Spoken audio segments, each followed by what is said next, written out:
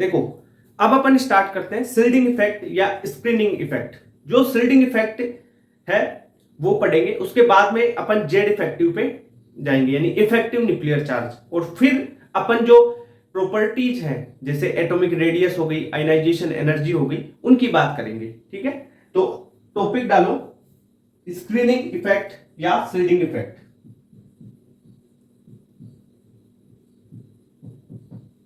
Screening effect, screening effect को ही shielding effect बोला जाता है।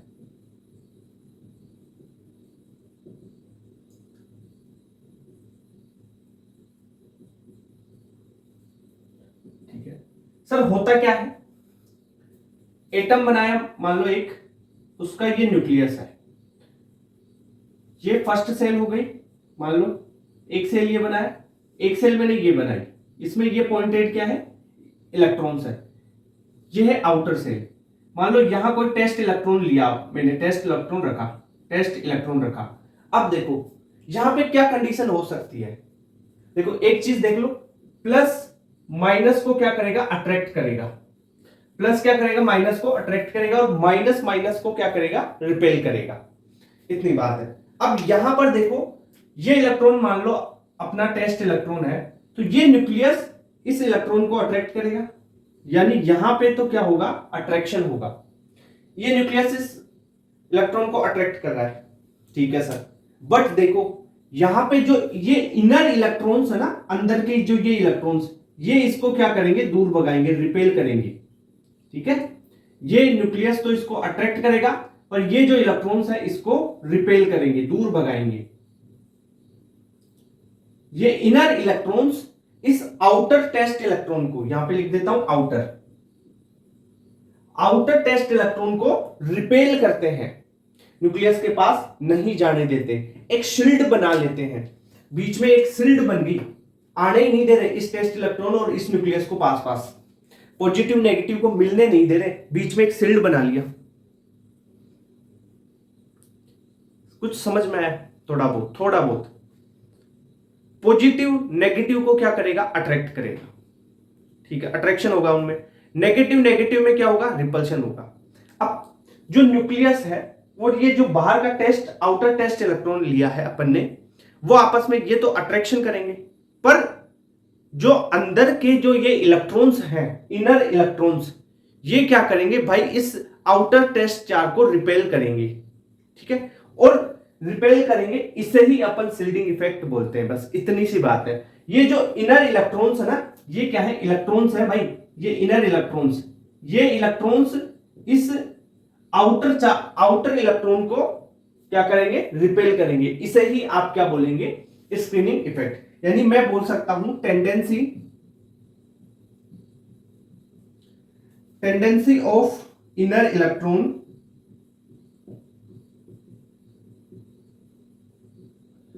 टू शील्ड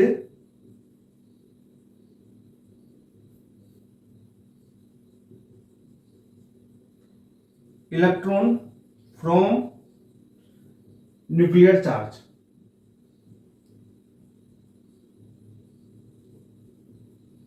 ये तो एक प्रॉपर लैंग्वेज हो गई इसकी। सिंपल भाषा में बोलूं तो क्या है भाई, ये जो अंदर के इलेक्ट्रॉन्स है ना, इस बाहर वाले इलेक्ट्रॉन्स को रिपेल कर रहे हैं, इसे इस न्यूक्लियर चार्ज से अट्रैक्ट नहीं होने दे रहे। ठीक है, बीच में एक शील्ड बना लिया इन्होंने, इसलिए इसको, इसका नाम शील्डिंग इफेक्ट है। ओके, यानी क्या बोल सकता हूं मैं, repulsive force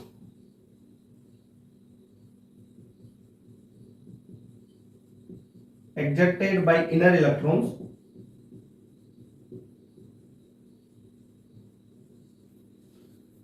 towards outer test electron। ठीक है,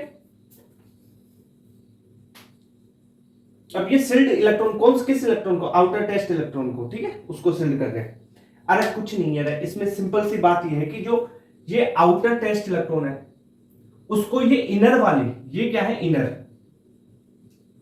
इनर इलेक्ट्रॉन्स, ये इनर इलेक्ट्रॉन्स इस आउटर इलेक्ट्रॉन को रिपेल कर रहे हैं, दूर भगा रहे हैं। अब देखो सर क्या रिपल्सन इसमें भी तो होगा, यहां पे भी तो कोई इलेक्ट्रॉन होगा, हो सकता है ना।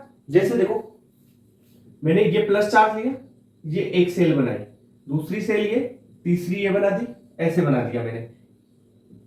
ये दो इलेक्ट्रॉन, मान लो इसमें भी ये इलेक्ट्रॉन्स है, इसमें ये इलेक्ट्रॉन्स है, ठीक है। यहां पे ये मान लो ये टेस्ट इलेक्ट्रॉन है आपका, आउटर टेस्ट इलेक्ट्रॉन, यहां पे भी तो इलेक्ट्रॉन होगा कोई। तो इसमें एक बात समझो आप, जो आउटर सेल है ना, खुद की सेल वाला जो इलेक्ट्रॉन है ना, ये लगभग 30% रिपल्शन देगा। बट जो इनर वाले हैं, इनर फर्स्ट वाला तो लगभग 80% रिपल्शन देता है, और अंदर वाला तो फिर तो ये 100% रिपल्शन देने लग जाएंगे, ठीक है। तो इसलिए ये खुद की सेल वाला जो है ना, लगभग 30 से 35 की रेंज में देता है, ये 80 से 85 की रेंज में देता है, ये 100% में चले जाएंगे फिर तो ये तो ये देख लो, ये चीज है। इसलिए मैंने अपन ये नहीं बोलते कि उसी सेल वाला, अपन बोलते हैं इनर वाला, इनर इलेक्ट्रॉन, ठीक है, इसलिए बोलते हैं। तो ये चीज आपको समझ में आई क्या? थोड़ी बहुत समझ में आई क्या? अब देखो इनका ऑर्डर बता देते हैं सब सेल्स का, सिल्डिंग का। अरे क्या हुआ? कुछ नहीं हुआ। इसमें हुआ क्या है, ये चीज है, देख पॉजिटिव चार्ज है, ये तुम्हारे इनर इलेक्ट्रॉन्स है, ठीक है। ये आपका आउटर टेस्ट इलेक्ट्रॉन ये है रेड कलर का। तो ये क्या करेंगे, ये इनर इलेक्ट्रॉन्स है ना, इसको रिपेल कर देंगे भाई साहब, और एक सिल्ड बना लेंगे बीच में, यानी इसको और इस न्यूक्लियस के बीच में सिल्ड की तरह काम कर रहे हैं, एक सिल्ड की तरह काम कर रहे हैं बीच में, मिलने ही नहीं दे रहे यार इनको। तो ये क्या है, इसीलिए इसको सिल्डिंग इफेक्ट बोला जाता है, ठीक है। स्क्रीनिंग इफेक्ट भी सही बोलते हैं, ठीक है सर, इतनी बात क्लियर। अब सिल्डिंग होती किसके कारण है? इनर इलेक्ट्रॉन्स के कारण होती है। ये भी लिखना जरूरी है क्या? चलो लिख देता हूं।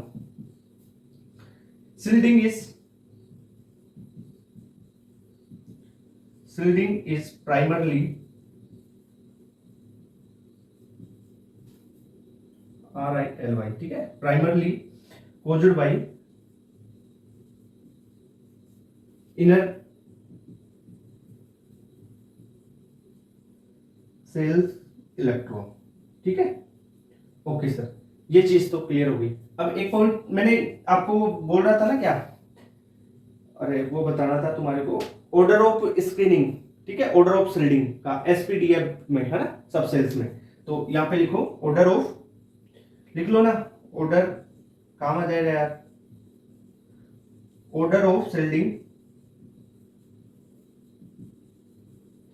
For different subshell of same shell. Subshell different यानी SPDF, और सेल यानी जैसे 4 ले लिया तो 4 ही रहेगी सेल, 3 ले लिया तो 3 रहेगी। सेम तो सेल तो रखो स्वयं, और डिफरेंट रखो सबसेल। फॉर एग्जांपल क्या किसकी स्क्रीनिंग ज्यादा होगी, किसकी सिल्डिंग ज्यादा होगी? S की ज्यादा होगी, उससे कम होगी P की, फिर D की, और फिर होगी F की, ठीक है। ये पॉइंट है इसका मतलब। देख इसको और समझाऊं, इसको डिटेल में बताता हूं थोड़ा सा और। इधर आओ, यहां पे देखो,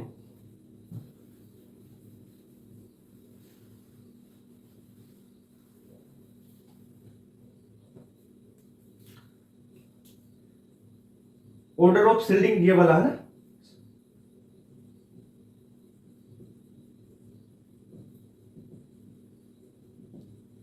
ऑर्डर ऑफ सिल्डिंग क्या होगी? NS, NP, ND और NF। D की और F की होगी पुअर सिल्डिंग, D की होगी पुअर सिल्डिंग, और F की तो वेरी पुअर, बहुत कम होगी सिल्डिंग, ठीक है। क्यों? कारण क्या है? देखो S की सबसे ज्यादा क्यों है? S क्या है? स्फेरिकल होता है ना S। अब इलेक्ट्रॉन डेंसिटी इसमें फुल भरी हुई है, ऐसे कोई नोडल प्लेन नहीं है, तो भाई ये सिल्ड ज्यादा करेगा ना। इलेक्ट्रॉन पूरे एक गोला है, मान लो ऐसे स्फेयर है, एक स्फेयर, अब उसमें पूरे में इलेक्ट्रॉन भरे हुए हैं, इलेक्ट्रॉन डेंसिटी भरी हुई है, वेव नेचर है मान लो, तो इलेक्ट्रॉन डेंसिटी उसमें फुल भरी हुई है, तो वो कोई आएगा दूसरा इलेक्ट्रॉन तो वो उसको ज्यादा रिपेल करेगा, बीच में कोई खाली जगह ही नहीं है उसमें, इस पेयर में, ठीक है। ये एस की। पी की बात करूं तो ऐसा होगा, तो पी में क्या है, एक आपको नोडल प्लेन की जगह में एक ऐसी जगह मिल जाएगी जहां से खाली जगह, जहां इलेक्ट्रॉन डेंसिटी नहीं है, नोडल प्लेन वो सारी चीजें उसको बोला जाता है, ठीक है। नोडल प्लेन इलेक्ट्रॉन डेंसिटी जहां नहीं होती है, वो केमिकल बॉन्डिंग में बताऊंगा मैं। अभी तो आप ऐसे समझो कि इलेक्ट्रॉन डेंसिटी वहां नहीं है तो इलेक्ट्रॉन वहां से नहीं, वहां मतलब इलेक्ट्रॉन नहीं है रे, वहां से अट्रैक्शन हो सकता है, समझ गई बात। फिर डी में तो ऐसा और हो जाएगा, दो लोब बन जाएगी डी में तो, ठीक है।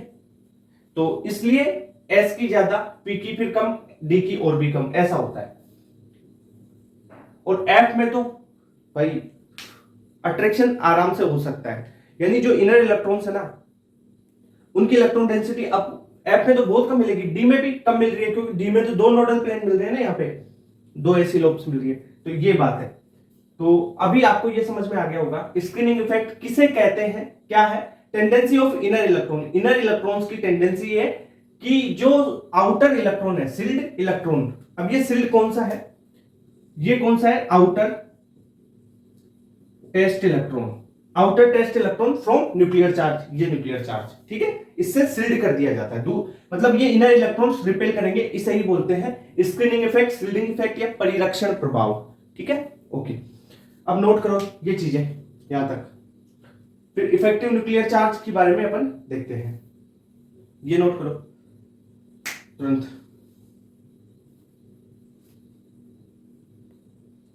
कर लिया क्या, हो गया तुम्हारा ये, रब कर दो इसको सारे को। अब देखो इफेक्टिव न्यूक्लियर चार्ज पढ़ेंगे, इससे ही समझा दूंगा। देखो जो स्क्रीनिंग इफेक्ट है ना, इसको सिग्मा से डिनोट किया जाता है, और इसका मतलब है कि रिपल्सन, यही तो मतलब है, रिपल्सन ही तो दे रहे हैं, इसका मतलब है नेट रिपल्सन कितना है, ठीक है। ओके, इतनी बात क्लियर होगी। अब अपन देखो इफेक्टिव न्यूक्लियर चार्ज के बारे में देखेंगे, इसको रब कर देता हूं।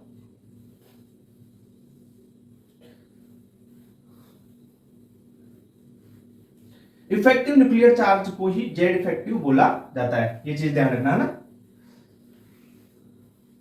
और इसमें ये रिपल्सन का मतलब जो सिग्मा है, सिल्डिंग है या स्क्रीनिंग है, उसे सिग्मा से डिनोट किया जाता है, उसका ऑर्डर याद रखना, एस का सबसे ज्यादा, फिर पी का, फिर डी का, और एफ का सबसे कम, ठीक है। ओके, किसी एक शेल के लिए अलग अलग सब सेल में।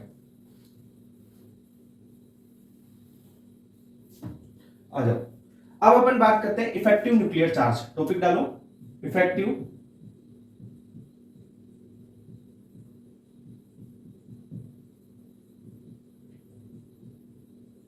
Nuclear charge. अब ये होता क्या है, देखो इफेक्टिव न्यूक्लियर चार्ज को ही आप क्या बोलोगे, जेड इफेक्ट। मतलब जो न्यूक्लियस है,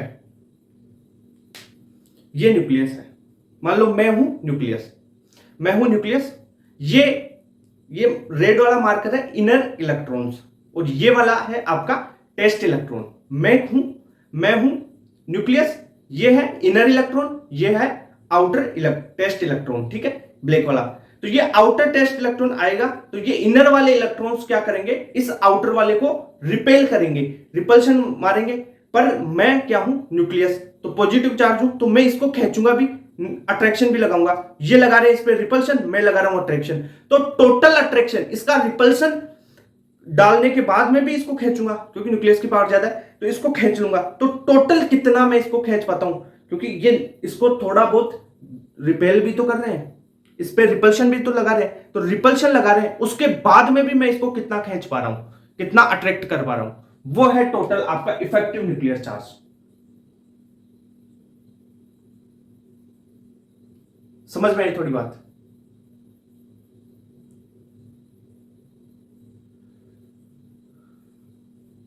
देख क्या हुआ इसमें, पॉजिटिव चार्ज तो था, इनर इलेक्ट्रॉन्स थे आपके ये, ठीक है, ये आपका आउटर इलेक्ट्रॉन था। अब इस आउटर इलेक्ट्रॉन को ये न्यूक्लियस अट्रैक्ट तो कर रहा है, पर ये रिपेल भी तो कर रहे हैं, इलेक्ट्रॉन इलेक्ट्रॉन रिपेल कर रहे हैं, पर ये कितने पावर से, न्यूक्लियस इसको फाइनली रिपल्सन करने के बाद भी अट्रैक्ट कर रहा है, तो इसको अपन कितना अट्रैक्ट कर रहा है, वही आपका इफेक्टिव न्यूक्लियर चार्ज या जेड इफेक्टिव कहलाता है। तो जेड इफेक्टिव क्या होता है, इसे ही बोलते हैं Z effective, Z effective, Z effect, ठीक है।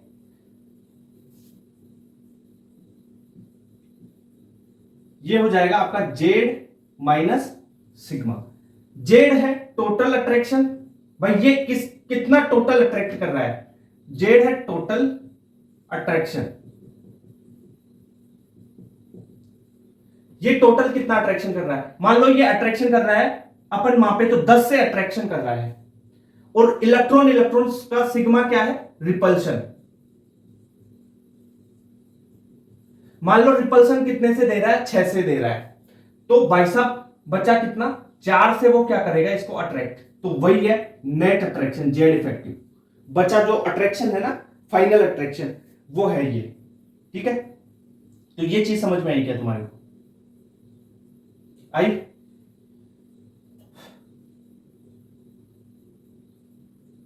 चलो ठीक है, अब देखो इसके बारे में लिखते हैं अपन,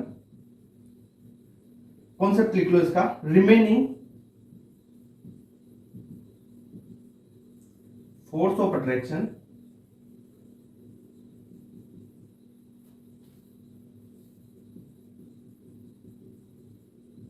on test electron after shielding.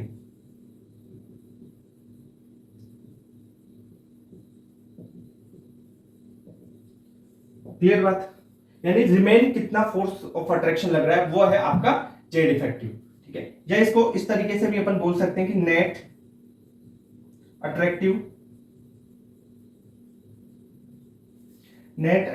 Power of nucleus,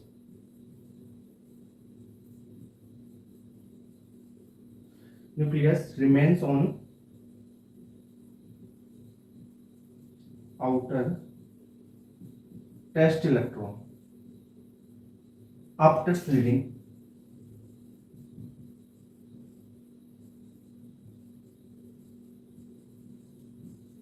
bye किसके द्वारा शील्डिंग हो रही है, इनर इलेक्ट्रॉन्स।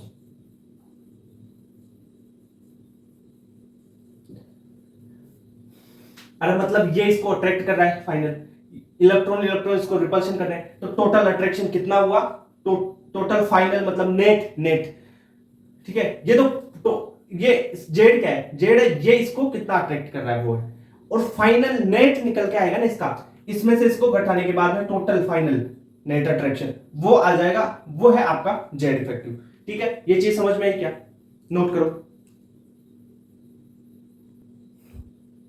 समझ में आई बात। जेड इफेक्टिव क्या है, अरे भाई ये नेट अट्रैक्शन है, लिख ले नेट अट्रैक्शन, ये टोटल लिखा था ना यहां पे। अब एक चीज समझो कि आपको अब ये जेड इफेक्टिव मिल जाए तो आप क्या बता सकते हो, जेड इफेक्टिव से क्या साइज का अंदाजा लगा सकते हो आप, कैसे साइज का अंदाजा लगा पाओगे, देखो एक थोड़ा सा आइडिया दे रहा हूं, उसके बारे में अभी डिटेल से चर्चा करूंगा, अभी सोचना। देखो जैसे ये प्लस चार्ज, ये आपके इलेक्ट्रॉन्स,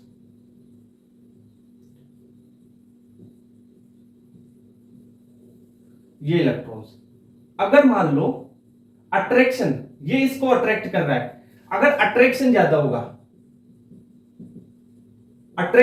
होगा तो ये श्रिंक करेगा ना, तो साइज क्या होगी, छोटी हो जाएगी, कम होगी साइज। अगर ये इसको रिपेल कर रहा है, कौन, इनर इलेक्ट्रॉन्स, ये इसको रिपल्शन ज्यादा मार रहे हैं, रिपल्शन ज्यादा कर रहे हैं इसको, ठीक है, इस इलेक्ट्रॉन को, तो ये क्या होगा, दूर जाएगा तो सेल बड़ी होगी, तो क्या होगा, रिपल्शन अगर ज्यादा होगा तो साइज क्या होगा, बढ़ेगा। एक बार सोचो इसके बारे में, थोड़ा आइडिया सोचो, काम आएगी, बहुत इंपॉर्टेंट कॉन्सेप्ट है, हर जगह लागू होगा, हर जगह, अरे हर जगह लागू होता है। एक कमरा है, मान लो एक जगह है, वहां पे आप 100 लोग इकट्ठा हो, मान लो 50 लोग इकट्ठा हो, ठीक है। अगर उन सभी लोगों को ऐसे पास पास में अट्रैक्ट करके एक छोटी सी जगह में घेर लिया जाए तो उनकी साइज कम हो जाएगी।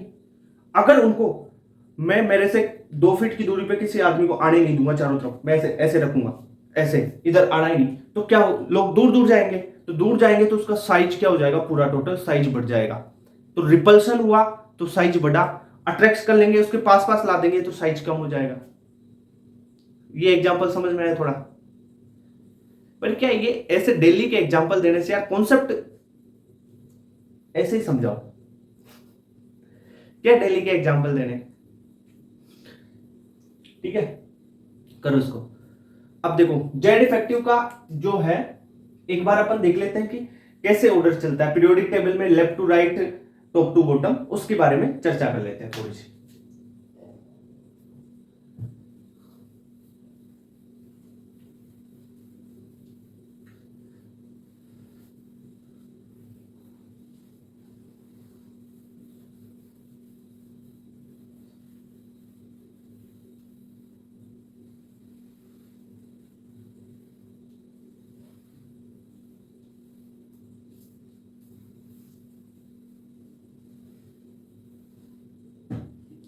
आ जाओ, मैं बात करूं पीरियोडिक टेबल में,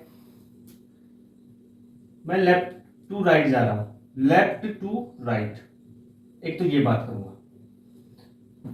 अगर मैं लेफ्ट से राइट की ओर जाता हूं पीरियोडिक टेबल में तो जेड इफेक्टिव क्या होता है, बढ़ता है। सर कैसे बढ़ेगा? देखो लेफ्ट टू राइट जा रहा हूं तो एन क्या रहेंगे, सेम रहेंगे, नंबर ऑफ सेल्स क्या रहती है, नंबर ऑफ सेल सेम रहेगी लेफ्ट टू राइट जाने पर, ठीक है sir, number of shell same रह रही है, पर क्या है, इलेक्ट्रॉन्स तो बढ़ रहे होंगे भाई, hydrogen helium lithium beryllium boron बढ़ रहे हैं ना, इलेक्ट्रॉन्स तो, सेल तो सेम रह रही है पर इलेक्ट्रॉन बढ़ रहे हैं, इलेक्ट्रॉन बढ़ेंगे, इलेक्ट्रॉन बढ़ेंगे तो रिपल्शन क्या होगा, रिपल्शन भी बढ़ेगा, सिग्मा भी बढ़ेगा, ठीक है, प्रोटॉन भी बढ़ेंगे, मतलब जेड भी बढ़ेगा, आपका जेड भी बढ़ेगा, ओके सर, रिपल्सन बढ़ेगा पर सेम सेल है। मैंने क्या बोला आपको, देखो एक तो ये, एक ये, अगर इलेक्ट्रॉन इसी में है और इसी सेल में, सेल बढ़ नहीं रही आगे, इसी में इलेक्ट्रॉन्स बढ़ रहे हैं, तो इसका तो 35% के लगभग या 30% के लगभग ही रिपल्सन लगता है, तो रिपल्सन उतना ज्यादा नहीं लग पाएगा। तो रिपल्सन के लिए अपन बोल सकते हैं, तो यहां पे सिग्मा थोड़ा सा बड़ा, मतलब अपन क्या बोल सकते हैं, सिग्मा एंड रिपल्सन, यानी सिग्मा की बात करते हैं, जो स्क्रीनिंग है वो इंक्रीज, यानी डू नॉट इंक्रीज, ऐसे कर लो इसको, do not increase, do not increase significant,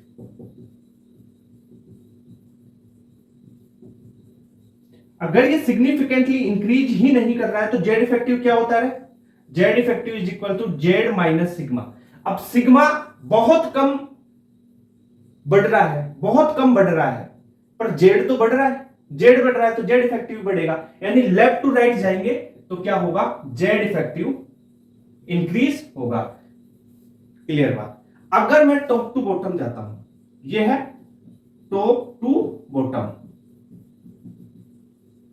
ऊपर से नीचे की ओर टॉप टू बॉटम जाऊंगा तो नंबर ऑफ सेल्स बढ़ती है, नंबर ऑफ सेल बढ़ेंगी तो भाई साहब यहां पे इलेक्ट्रॉन्स भी बढ़ेंगे, इलेक्ट्रॉन बढ़ेंगे तो सिग्मा भी बढ़ेगा, जेड भी बढ़ेगा, ठीक है सर, सिग्मा भी बढ़ा और इसमें जेड भी बढ़ा, तो जेड इफेक्टिव क्या होता है, सिग्मा भी बढ़ रहा है और जेड भी बढ़ रहा है, ये देख, ये भी बढ़ रहा है, ये भी बढ़ रहा है, दोनों ही बढ़ रहे हैं, तो ये जेड इफेक्टिव क्या रह जाएगा, कांस्टेंट रह जाएगा, जेड इफेक्टिव कांस्टेंट, ये, और ये इस जो सारी चीजें मैंने बताई है एस एंड पी ब्लॉक के लिए है। अब इसकी कैलकुलेशन स्लेटर के रूल से करवाता था मैं, पहले पढ़ाता था, कैलकुलेशन आती है नहीं आपके तो करवाने से कोई मतलब भी नहीं है, ठीक है। और डी ब्लॉक की कैलकुलेशन, डी ब्लॉक में थोड़ा इरेगुलर ट्रेंड चलेगा इसका, तो वो डी ब्लॉक में बताऊंगा, वहां भी कैलकुलेशन नहीं बताऊंगा आपको, कॉन्सेप्ट से बता दूंगा कि बढ़ेगा घटेगा कहां पे कितना ज्यादा हो रहा है, ठीक है। ये यहां पे बिल्कुल एक सिंपल सा कॉन्सेप्ट चलता है, वो देख लो यार। ऊपर से नीचे आने पर जेड इफेक्टिव कांस्टेंट और लेफ्ट टू राइट जाने पर जेड इफेक्ट बढ़ेगा। ये इतनी चीज समझ में आई क्या? जेड इफेक्ट क्या है भाई? इस प्लस चार्ज का आउटर वाले इलेक्ट्रॉन को टोटल नेट अट्रैक्ट करने की क्षमता। वो इलेक्ट्रॉन है, मैं न्यूक्लियस हूं, मैं उसे टोटल कितना नेट रिपल्शन के बाद में बीच वाले इलेक्ट्रॉन कितना रिपेल करे, उसके बाद में भी उसको कितना खींच पा रहा हूं, वो है जेड इफेक्टिव। बीच वाले इलेक्ट्रॉन्स टेस्ट चार्ज को रिपेल करने के बाद भी न्यूक्लियस उसे कितना खींच पा रहा है, वो है जेड इफेक्टिव। बेसिक मतलब समझो चीजों का,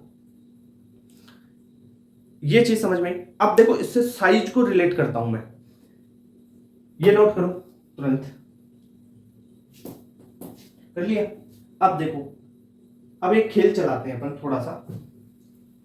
साइज स्टार्ट करने से पहले जेड इफेक्ट का साइज में क्या रोल, अब जेड इफेक्ट का सब में रोल आ जाएगा, आयनाइजेशन एनर्जी वगैरह सब में आप जेड इफेक्ट देखोगे।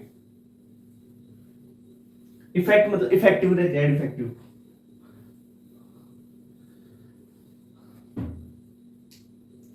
अब एक चीज समझो यार तुम, बेसिक कॉन्सेप्ट है,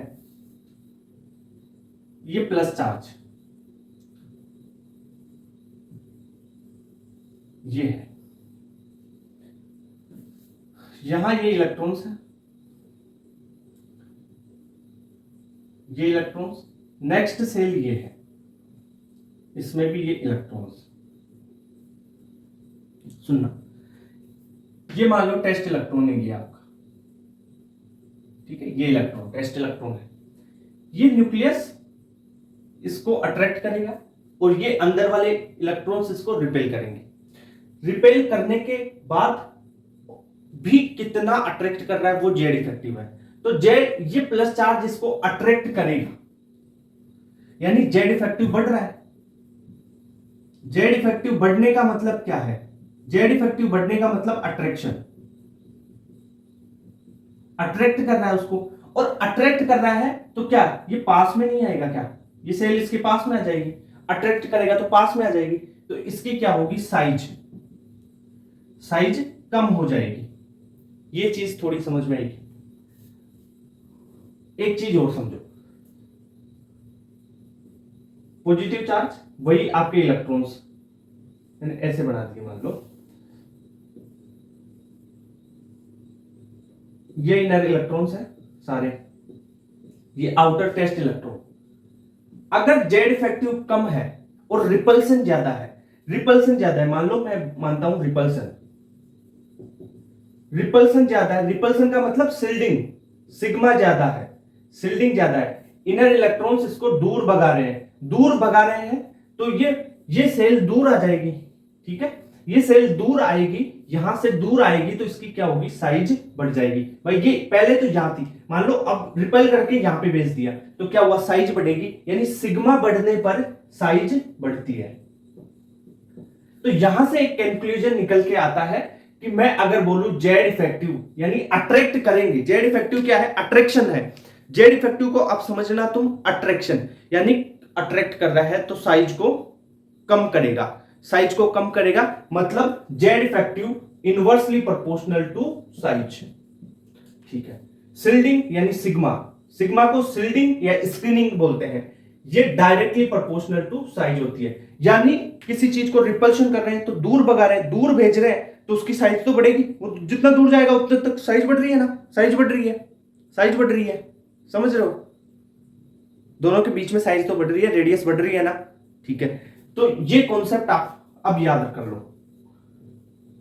बहुत जगह काम आएगा, पीरियोडिक टेबल में हर जगह काम आएगा कि Z effective inversely proportional to size, और सिग्मा बढ़ेगा तो साइज बढ़ेगी, जेड इफेक्टिव बढ़ेगा तो साइज घटेगी। कॉन्सेप्ट से समझा, डिटेल में भी आपको थ्योरी भी एक्सप्लेन कर दी है इसकी सारी। तो जेड इफेक्टिव, स्क्रीनिंग इफेक्ट, ये समझ में आया क्या आपको? अब अपन रेडियस पे चलते हैं, साइज पे, ओके, नोट कर लो इसको।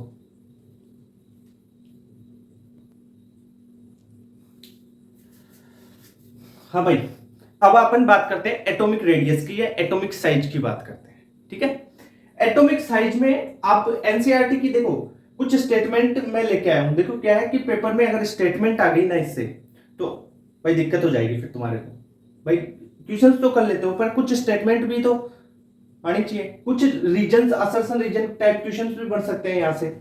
तो देखो एटॉमिक रेडियस की अपन बात करें तो न्यूक्लियस से देखो ये है न्यूक्लियस और इससे ये आउटर मोस्ट इलेक्ट्रॉन है, इससे यहां तक की जो दूरी होती है वही एटॉमिक रेडियस है। यही तो है एटॉमिक रेडियस। ठीक है सर यही है, पर इसको मेजर करना पॉसिबल नहीं है इस एक एटम में। क्यों नहीं है, इसका कारण क्या है? पहली बात तो कोई भी जो एटम है, most of atom isolated condition में नहीं पाया जाएगा, अकेला नहीं पाया जाएगा, पहला रीजन। ठीक है, दूसरा रीजन इनकी इसकी साइज बहुत कम होती है और एनसीईआरटी में बता रखा है साइज 1.2 एंगस्ट्रोम साइज, यानी वेरी स्मॉल साइज। 1.2 एंगस्ट्रोम दे रखा है एनसीईआरटी में, बाकायदा डाटा भी दे रखा है इसका। ठीक है, इसकी कोई शार्प बाउंड्री नहीं होती, एटम की कोई शार्प आपको बाउंड्री। ये इलेक्ट्रॉन तो क्या है भाई, ये तो क्लाउड है, तो ये कोई शार्प बाउंड्री नहीं होती है, इसलिए रेडियस को अपन जो आइसोलेटेड फॉर्म है ना उसमें मेजर इसको कर ही नहीं पाएंगे अपन। ठीक है, तो सर मेजर कैसे करेंगे?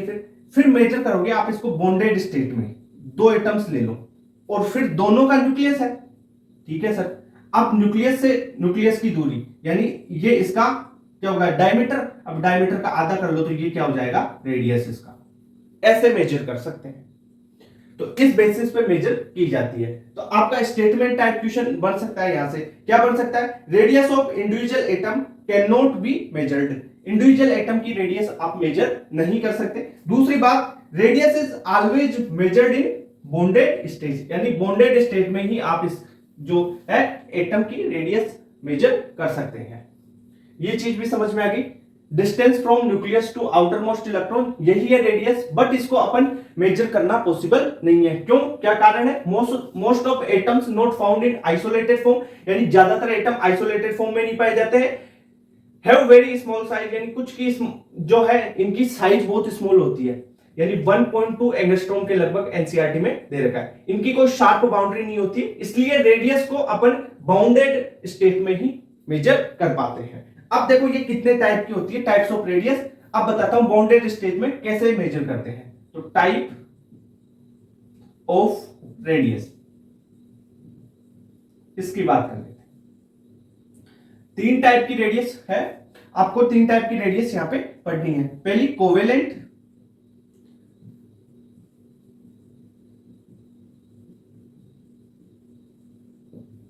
Covalent radius. जो एक कोवेलेंट रेडियस है नॉन मेटल के लिए मेजर की जाती है, इतना तो पता है ना, बेसिक चीज तो।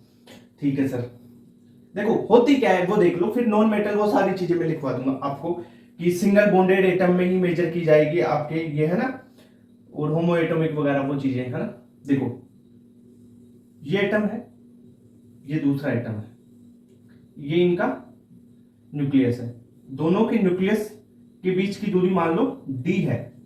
तो ये देखो ये इसकी क्या होगी, ये इसकी रेडियस होगी। तो अगर आर वी की बात करूं, रेडियस कोवेलेंट, तो डी कोवेलेंट, वी नहीं सी लगा दो कोवेलेंट के लिए आर से, तो डी कोवेलेंट बटा 2 हो जाएगी। अगर मैं मेटेलिक की बात करूं, एक टाइप होता है मेटेलिक, मेटेलिक रेडियस। ठीक है सर, ये covalent radius, metallic radius. Metal के जो एटम्स हैं ऐसे, ये पॉजिटिव चार्ज, वही दोनों के न्यूक्लियस के बीच की dm है, तो ये दूरी है ना यहां से यहां तक की, ये इसकी रेडियस हो जाएगी। तो r मेटेलिक रेडियस, तो dm/2 हो जाएगा। ये बात हो गई। अब वंडरवाल रेडियस की बात कर लेता हूं।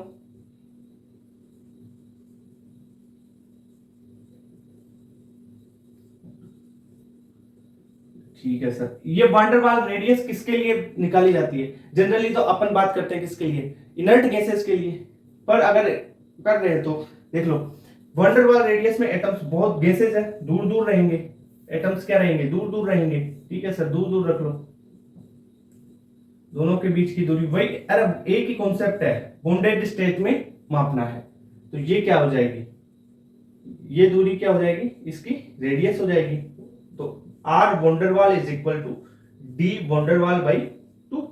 अब इसमें सर एक चीज आती है कि कौन बड़ी है रेडियस और कौन सी रेडियस छोटी है, उसकी बात कर लेते हैं अपन, ठीक है। तो देखो यहां पे लिख देता हूं मैं, किसी भी सेम एटम के लिए, फॉर ए सेम एटम,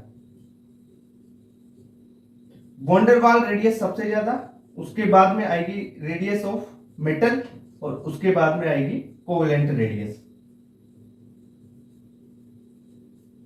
एक चीज और याद रख लो, जो वॉन्डरवाल रेडियस है ना, वो है ना लगभग दुगनी होती है कोवेलेंट से, 2 इंटू आर कोवेलेंट।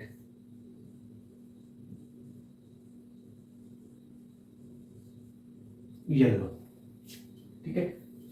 कोवेलेंट भाई नॉन मेटल के लिए है ना, नॉन मेटल।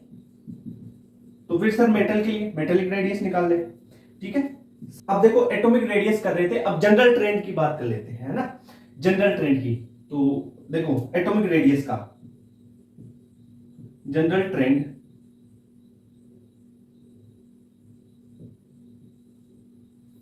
जनरल ट्रेंड क्या है, देखो मतलब लेफ्ट टू राइट जाओगे तो क्या होगा, टॉप टू बॉटम जाओगे जनरली क्या होता है। तो अपन देखें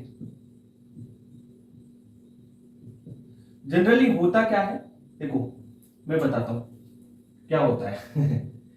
देखो ये है, आप लेफ्ट टू राइट जा रहे हैं, लेफ्ट टू राइट जाते हैं तो क्या होगा, देखो एन तो क्या है, कांस्टेंट है, एन कांस्टेंट है, बट मैंने आपको एक चीज बताई, Z effective. Left to right जा रहे हो, जेड इफेक्टिव बढ़ रहा है, अभी बताया था जेड इफेक्टिव के बारे में।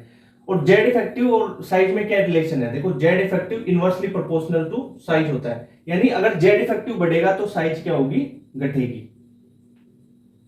ओके सर, अब आ जाओ top to bottom, top to bottom. Top to bottom क्या होगा कि नंबर ऑफ सेल बढ़ती है, एन बढ़ेगा, और एन बढ़ गया, देखो कैसे, यानी पहले ये थी सेल, अब क्या होगा, ये थी और ये हो गई, फिर सेल बढ़ेगी, ये एक और बढ़ गई, तो ऐसे साइज तो बढ़ती जाएगी ना, नंबर ऑफ सेल बढ़ी तो साइज क्या होगी, बढ़ती जाएगी, तो नंबर ऑफ सेल बढ़ी तो साइज क्या होगा, बढ़ता जाएगा। तो आप क्या बोल सकते हैं, लेफ्ट टू राइट जाएंगे तो साइज क्या होगा, घटेगा, लेफ्ट टू राइट जाएंगे साइज घटेगा, टॉप टू बॉटम जाएंगे साइज बढ़ेगा, लेफ्ट टू राइट साइज घटेगा, टॉप टू बॉटम साइज बढ़ेगा। मतलब देखो मैं बात करूं, hydrogen, helium, lithium, beryllium, boron, carbon, nitrogen, oxygen और फ्लोरीन की बात करूं, देखो जो इनर्ट गैसेस है ना, उनकी मापी जाती है वांडरवाल रेडियस, और वांडरवाल रेडियस बहुत ज्यादा होगी, तो ये तो सबसे ज्यादा होगी नियोन, वांडरवाल गैसेस की रेडियस। पहली बात तो इसके साथ कंपेयर ही नहीं करते अपन वांडरवाल रेडियस, ठीक है, वैसे वांडरवाल रेडियस ज्यादा होती है। ओके सर, तो उसकी बात अलग है। तो लेफ्ट टू राइट जा रहे हैं तो जेड इफेक्टिव बढ़ेगा तो साइज घटेगी, जेड इफेक्टिव, पहले साइज का ही ऑर्डर लिख देता हूं मैं, है ना, फाइनल साइज ही लिख लेते हैं। साइज क्या होगा, साइज के बारे में देखो, लेफ्ट टू राइट जा रहे हैं, जेड इफेक्टिव बढ़ रहा है तो साइज घटेगा, ये लो।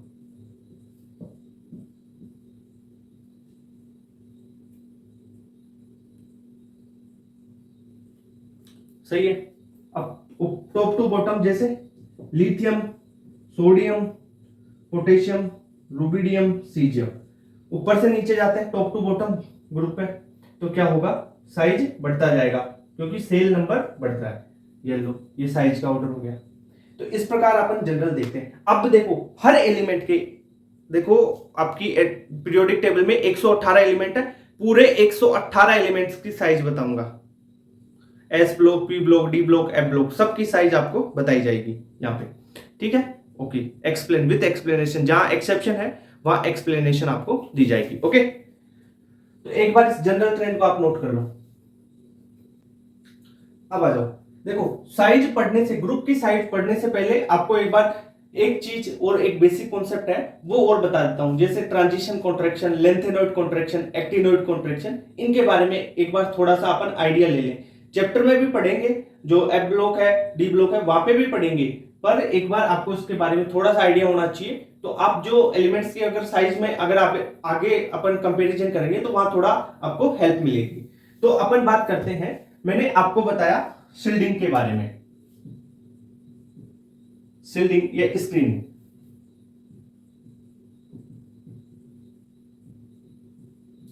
शिल्डिंग इफेक्ट के बारे में बताया, सबसे ज्यादा शिल्डिंग एस की, फिर पी की, फिर डी की और सबसे कम एफ की। ठीक है, इनकी क्या होगी, poor shielding. Okay sir, F की तो वेरी पुअर। ठीक है, शिल्डिंग अगर पुअर हो रही है तो क्या होगा, शिल्डिंग बहुत कम है, यानी बीच में इलेक्ट्रॉन्स रिपल्शन कम है। शिल्डिंग कम है मतलब रिपल्शन कम है, शिल्डिंग कम हुई मतलब रिपल्शन कम हुआ, इलेक्ट्रॉन इलेक्ट्रॉन में रिपल्शन कम हुआ तो क्या होगा, जेड इफेक्ट बढ़ेगा। रिपल्शन कम होगा तो यहां पे लिखता हूं जेड इफेक्ट बढ़ेगा, और जेड इफेक्ट बढ़ेगा तो मतलब कॉन्ट्रैक्शन, कॉन्ट्रैक्शन बढ़ेगा, और कॉन्ट्रैक्शन बढ़ा तो साइज क्या होगी, कम होगी। ये मतलब है शिल्डिंग कम होने का। अब देखो, मैं बात करूं, जैसे अपन एक बात कर ले, एक आता है ट्रांजिशन कॉन्ट्रैक्शन, ट्रांजिशन कॉन्ट्रैक्शन ये होता है ड्यू टू, यहां पे लिखो ड्यू टू, जनरली अपन 3D सीरीज की बात करें तो due to 3D poor shielding of 3D electrons.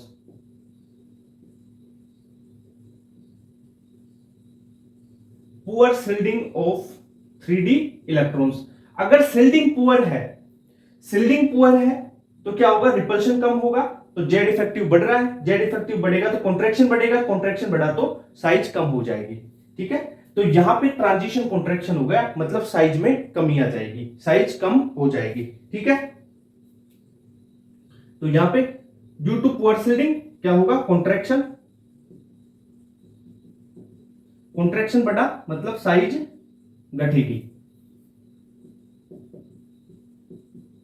ये ले बात, साइज घट गई यहां पे, यह है ट्रांजिशन कॉन्ट्रैक्शन। अब बात करते हैं अपन लेंथेनॉइड कॉन्ट्रैक्शन की, है ना, lanthanoid contraction.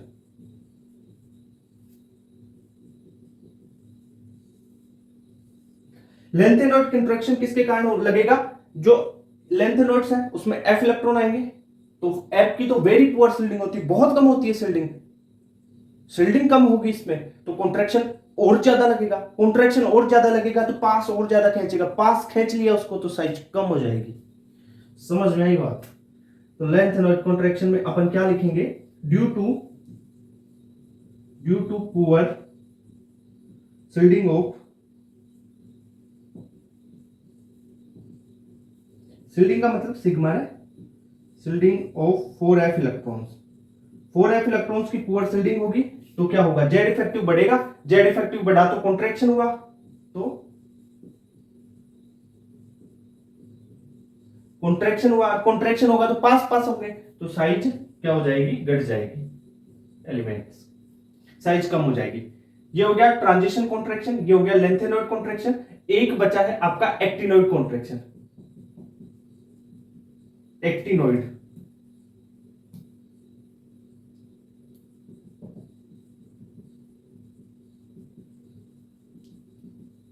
Actinoid contraction, actinoid contraction ये होगा due to 5f electrons, 5f electrons, या ऐसे लिख लो due to poor shielding of, properly लिख लो, पुअर शिल्डिंग,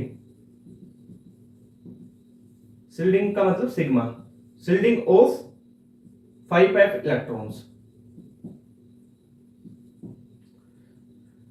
तो कॉन्ट्रैक्शन होगा, साइज कम हो जाएगी। ये हो गया। अब मैंने एक चीज और बताओ, आपको स्ट्रेंथ बतानी है, स्ट्रेंथ बताओ मेरे को कि पावरफुल ज्यादा ये ट्रांजिशन कॉन्ट्रैक्शन टीसी है या एलसी है, एलसी मतलब लेंथेनॉइड कॉन्ट्रैक्शन, और एसी का मतलब एक्टिनोइड कॉन्ट्रैक्शन। बताओ कौन ज्यादा पावरफुल होगा। देखो सिल्डिंग किसकी ज्यादा होगी, पहले तो मैं स्ट्रेंथ की बात करूं तो उससे पहले मैं सिग्मा की बात करूंगा। देखो यहां पे एक चीज देख लो, इधर लिख देता हूं, है ना, यहां पे देख लो।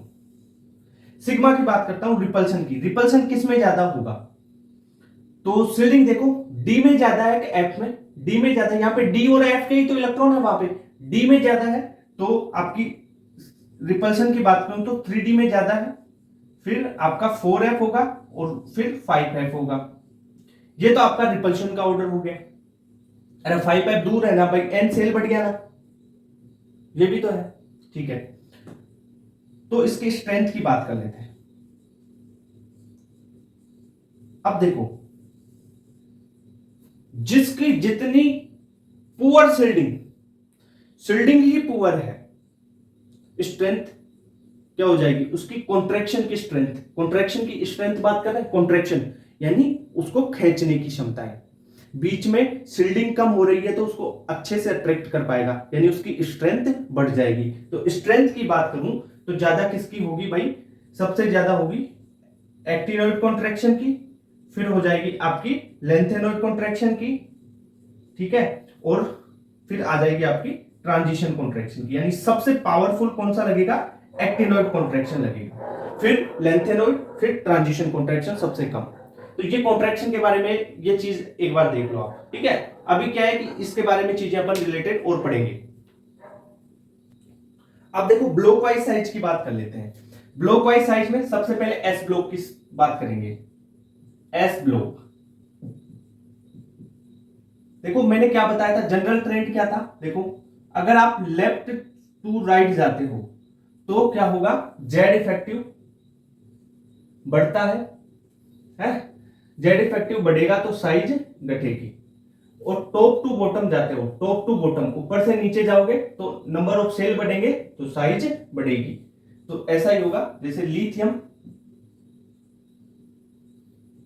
देखो मैंने बोला कि अगर लेफ्ट टू राइट जाओगे तो साइज घटेगी, ठीक है, क्यों, जेड इफेक्टिव बढ़ रहा है। अब जेड इफेक्टिव पहले समझाया हुआ था सारी चीज, है ना, उसको देख लेना।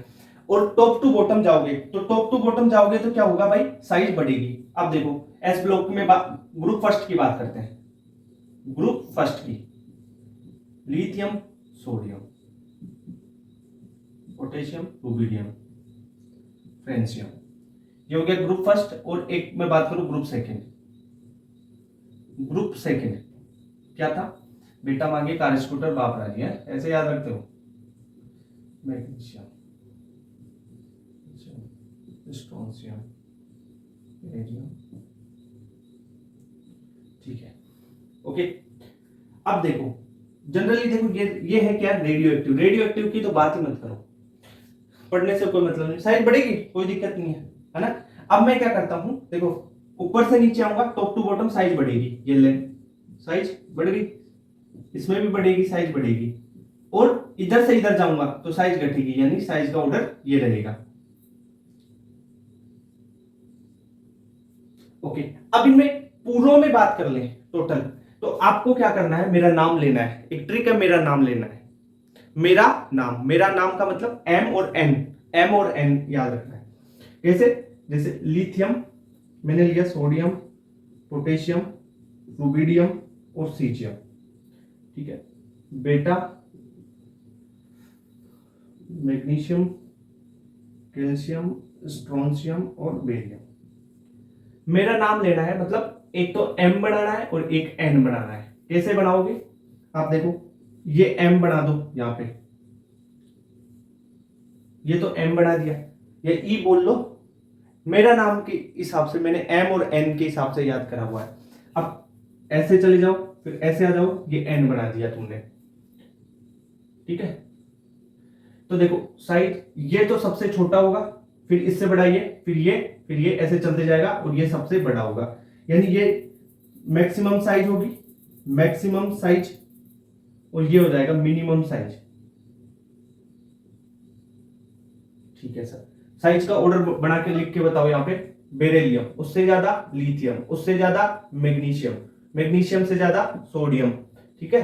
सोडियम से ज्यादा कौन सा हो जाएगा, कैल्शियम, कैल्शियम से ज्यादा स्ट्रोंशियम, फिर आ जाएगा बेरियम, ठीक है, पोटेशियम आ जाएगा, फिर आगे आपका रुबिडियम और फिर आ जाएगा सीजियम, ठीक है। ये साइज का ऑर्डर हो गया। अब इसकी एक है कि इसकी आयनिक साइज भी पूछी जा सकती है कई बार। तो आयनिक साइज में बस सेम टू सेम ऑर्डर तो यही रहेगा, बस आपको इस मैग्नीशियम और लिथियम को इंटरचेंज कर देना है। मतलब क्या होगा, आयनिक साइज की बात करें, आयनिक साइज में मैं लिखता हूं, वही ट्रिक यही है, ऐसा ही रखो, लिथियम और मैग्नीशियम चेंज हो जाएगा। यहां पे कैसे होगा, देखो सबसे कम होगी बेरिलियम 2+ की मिनिमम, फिर इससे ज्यादा होगी मैग्नीशियम 2+ की, फिर मैग्नीशियम 2+ से लिथियम +1 चला गया, देखो इसकी जगह ये, इसकी जगह ये, बस आयनिक साइज में। और लिथियम के बाद में सोडियम +1, सोडियम के बाद में कैल्शियम +2, स्ट्रोंशियम +2, फिर आ गया वही सेम ऑर्डर चल रहा है, बेरियम +2, ठीक है, और बेरियम के बाद में पोटेशियम +1, फिर रुबिडियम +1 और फिर सीजियम +1। बस चेंज कहां पे हुआ है, ये मैग्नीशियम और लिथियम, देखो यहाँ पे, ये यहाँ पे लिथियम मैग्नीशियम था, यहाँ पे मैग्नीशियम लिथियम, ठीक है। तो आयनिक साइज में ये ऑर्डर याद रखना है। तो आपका देखो एस ब्लॉक पूरा हो गया, क्या हो गया एस ब्लॉक। अब पी ब्लॉक पे चलते हैं, एस ब्लॉक की सारी साइजेज होगी, देखो सिंपल तरीके से, देखो पूरे ग्रुप की हर इंडिविजुअल एटम की हो गई, आयनिक साइज भी हो गई इसकी। आयनिक साइज हर आयंस की जो कैटायन एनायन है उनकी तो डिटेल में अलग से पढ़ाऊंगा, वो छोड़ दो चिंता भाई, सब कुछ बता रहा हूं, मतलब सब कुछ नोट कर।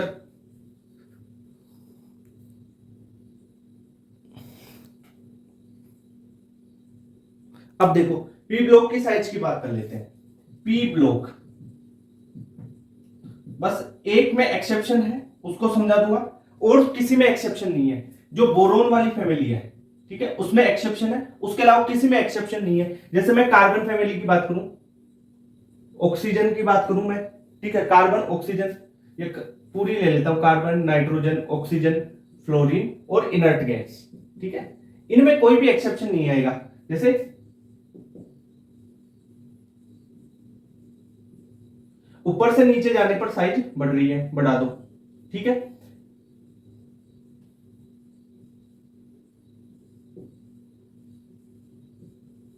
विस्मित, ऊपर से नीचे आने पर साइज बढ़ेगी, बढ़ा दो।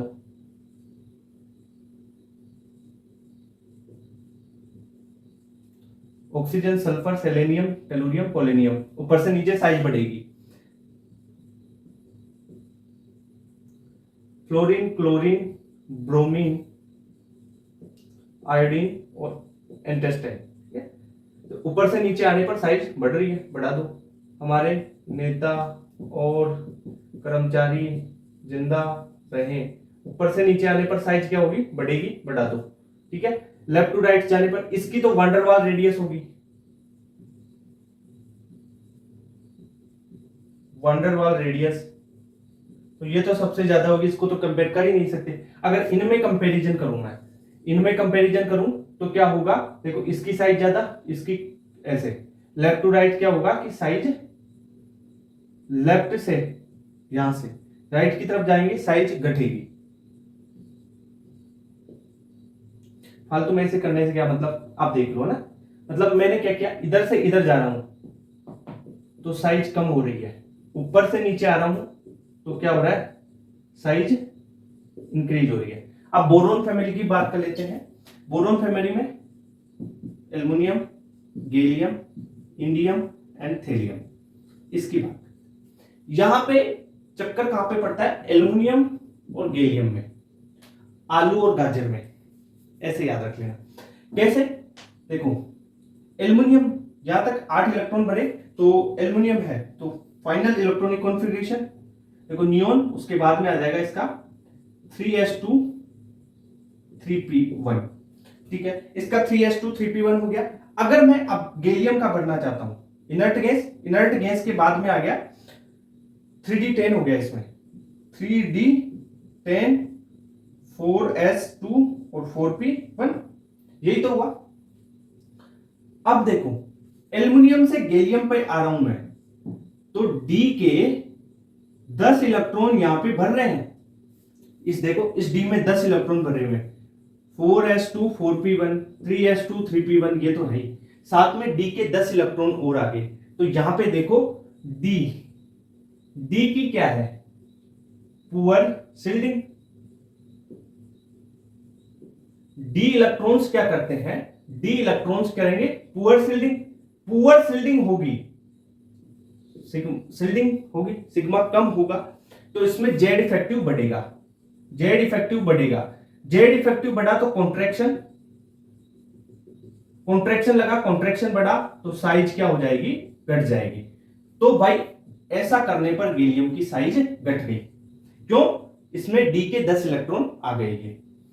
तो इसका फाइनल ऑर्डर क्या हो जाएगा साइज का, तो फाइनल अपन लिखेंगे तो क्या हो जाएगा, देखो ऊपर से नीचे बढ़ रही है, कोई दिक्कत नहीं है, बढ़ाओ ऊपर से नीचे, ऊपर से नीचे बढ़ाना है, पर कहां पे चेंज हो जाएगा, इस गैलियम की साइज में ओनली। देखो ये फिर आ जाएगा गैलियम, फिर एल्युमिनियम, फिर इंडियम और फिर थेलियम, ऐसा मतलब चेंज हुआ यहां पे इन दोनों में, इसकी साइज क्या हुआ, कम हो गई, साइज घट गई इसकी।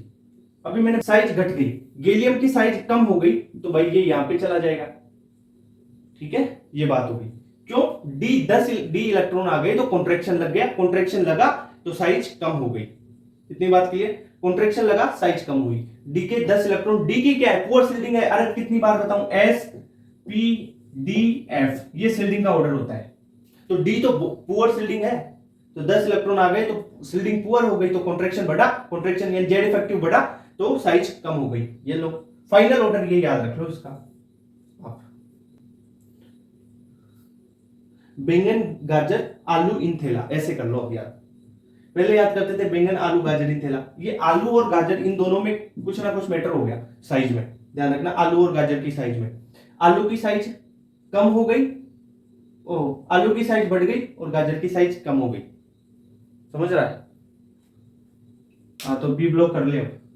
अब बता इसका नाम बता, कौन सा कॉन्ट्रैक्शन लगा यहाँ पे, अभी तेरे को पढ़ाया था 3D इलेक्ट्रॉन आ जाए तो कौन सा, ट्रांजिशन कॉन्ट्रैक्शन, देखो 3D वाले इलेक्ट्रॉन है तो ये क्या लगा यहाँ पे, ट्रांजिशन कॉन्ट्रैक्शन, टीसी लिख देता हूं, टीसी ट्रांजिशन कॉन्ट्रैक्शन,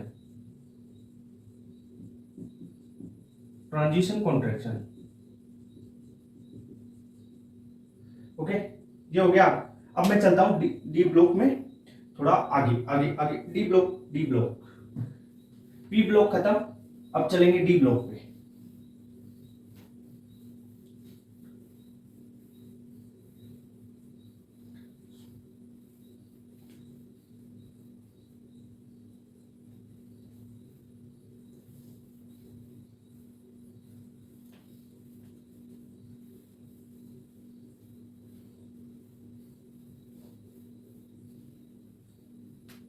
आ जाओ डी ब्लॉक,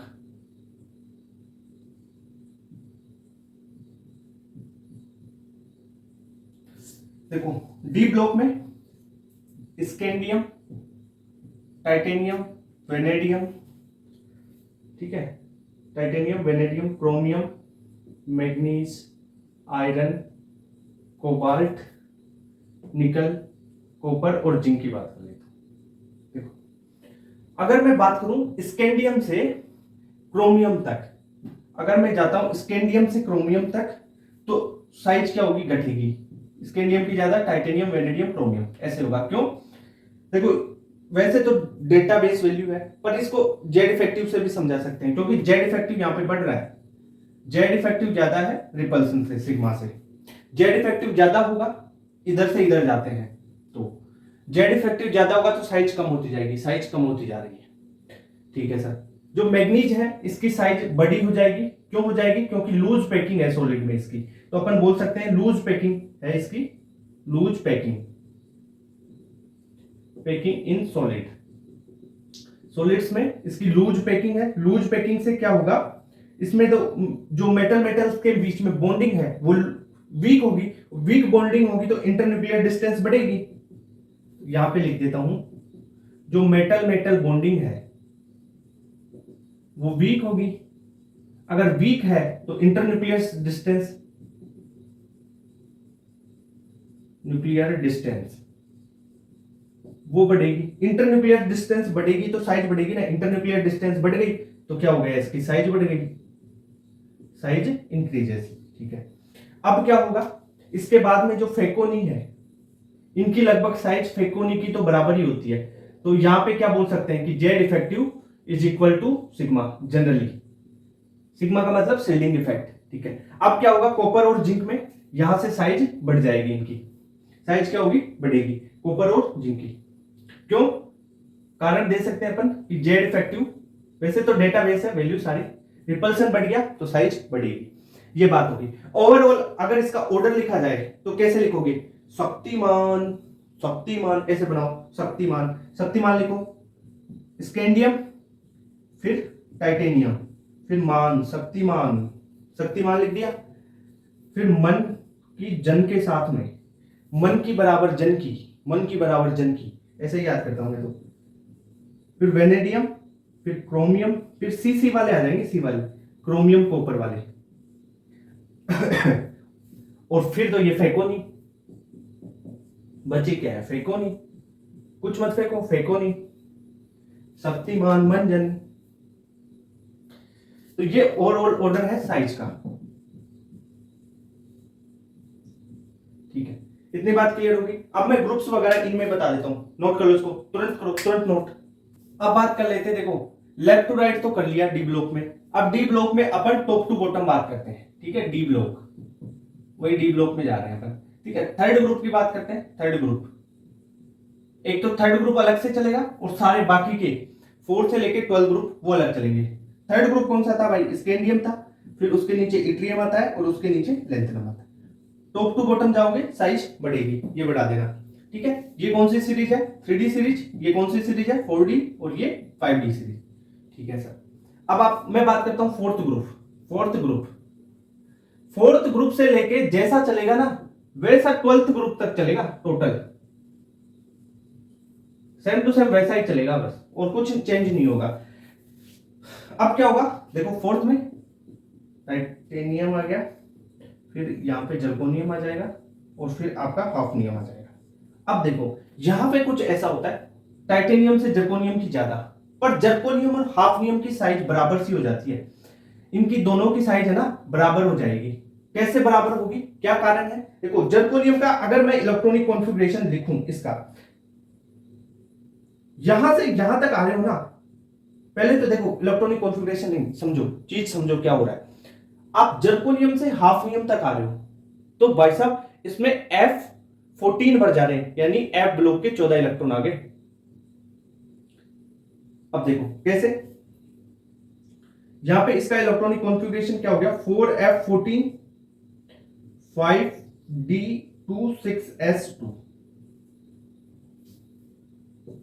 ये तो था यहां पे भी, D और S तो यहां पे भी था, यहां पे एक्स्ट्रा क्या हुआ, एक्स्ट्रा तुम्हारा 4F14 आ गया,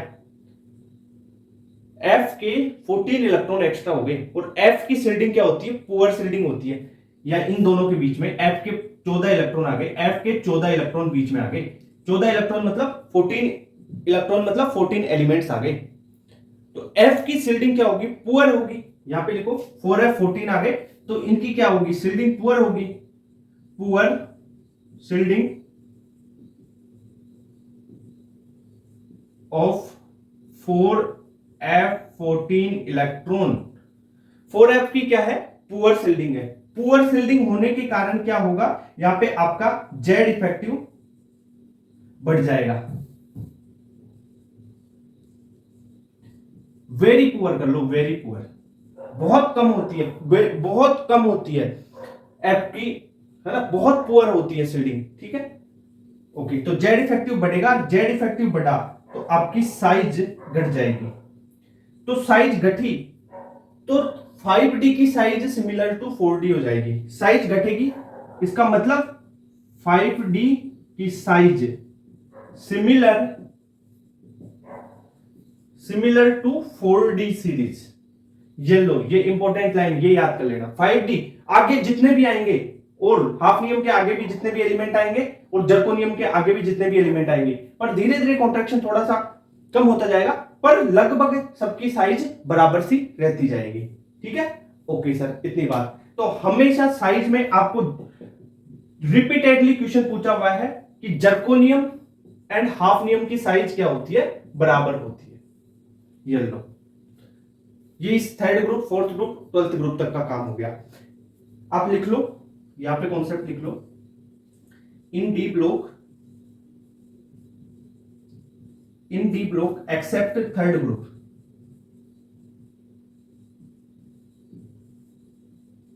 भाई तीसरे ग्रुप को छोड़कर, ये तीसरा ग्रुप है, इसको छोड़कर फोर्थ टू ट्वेल्थ ग्रुप, ठीक है। तो except third group, size of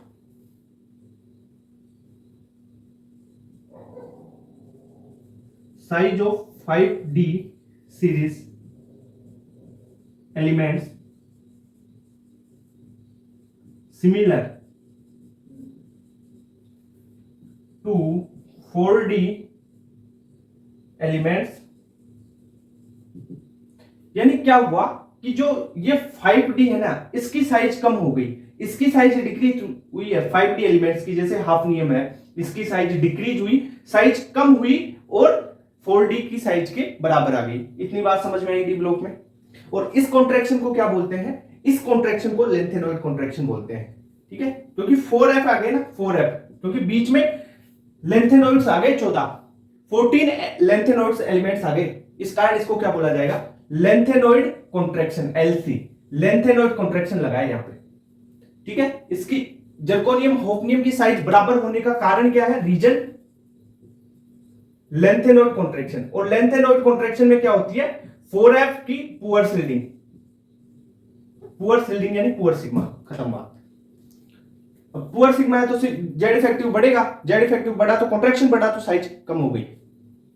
किसकी, होफनियम की कम हुई है, जर्कोनियम की तो बेसिक वैसी है, होफनियम की कम हुई है साइज।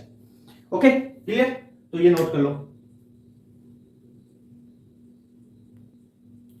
अब देखो एफ ब्लॉक की बात कर लेते हैं। एफ ब्लॉक में लेंथेनॉइड्स पढ़ने हैं, एक्टिनॉइड्स के बारे में इतना ज्यादा दे नहीं रखा, और अगर लेंथेनॉइड्स के बारे में मैं डिटेल में पढ़ाऊंगा तो मैं एफ ब्लॉक में पढ़ाऊंगा, ठीक है। यहां पे अपन जो इंपॉर्टेंट है, जो एनसीईआरटी में दे रखा है, वो एनसीईआरटी से आउट चीजें हैं एफ ब्लॉक के बारे में, तो वो एफ ब्लॉक वाले चैप्टर में पढ़ाएंगे ना, ठीक है। तो यहां पे देखो, लेफ्ट टू राइट जाओगे तो साइज क्या होगी, कम होगी, वही कॉन्ट्रैक्शन वगैरह सब कुछ चीजें इसमें भी लगेगी, जेड इफेक्टिव बढ़ेगा, साइज घटेगी। लेफ्ट टू राइट जा रहे हैं, क्या क्या देखो, सीरियम से लेके ल्यूटेशियम तक, लेफ्ट टू राइट जाओगे साइज क्या होगी, घटेगी। तो अपन क्या ऑर्डर बना सकते हैं कि लेफ्ट टू राइट जाएंगे साइज घटेगी, पर ये इसमें ध्यान रखना, जो ये यूरोपियम है ना, इसकी साइज सबसे ज्यादा हो जाती है। यूरोपियम यहां आता है, पर इसकी साइज सबसे ज्यादा हो जाएगी, और सबसे ज्यादा होती ही ये यूरोपियम यहां पे आ जाएगा, बस। क्यों, क्या कारण है इसकी, इसकी वही लूज पैकिंग है, सॉलिड में loose packing, F7 stable configuration है इसका, ध्यान रखना। हाँ, तो ये आपका ऑर्डर आ जाएगा इसमें साइज का। अब एक चीज और पूछी जाती है कई बार, इसकी ये तो M वाली स्टेट है, यानी ग्राउंड स्टेट, अगर इसकी +3 वाली स्टेट ले लूं मैं, M+3, तो उसमें तो कोई एक्सेप्शन नहीं है, ये यूरोपियम है ना, उसका एक्सेप्शन वहां पे नहीं काम देगा, वहां पे तो ये यूरोपियम खुद की जगह पे रहेगा, सीरियम +3,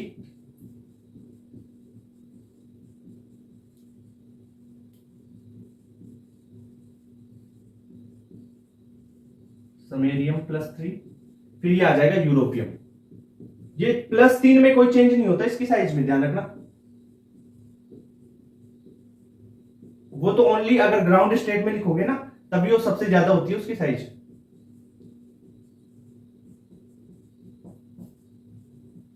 वही सेम ऑर्डर चलेगा, लिख लो।